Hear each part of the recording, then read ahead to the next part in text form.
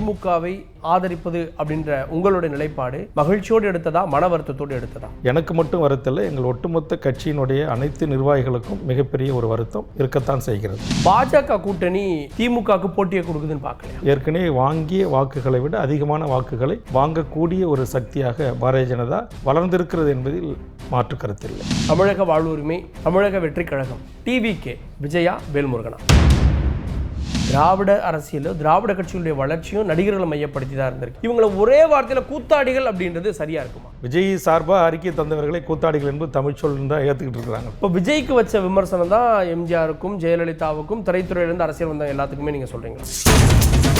2024 தேர்தல் திருவிழா சிறப்பு நேர்காணல். வேல்முருகன் தமிழக வாழ்வுரிமை கட்சி தலைவர் இன்று மாலை 6:30 மணிக்கு. செய்திகளை உடனுக்குடன் தெரிந்து கொள்ள உடனே சப்ஸ்கிரைப் பண்ணுங்க.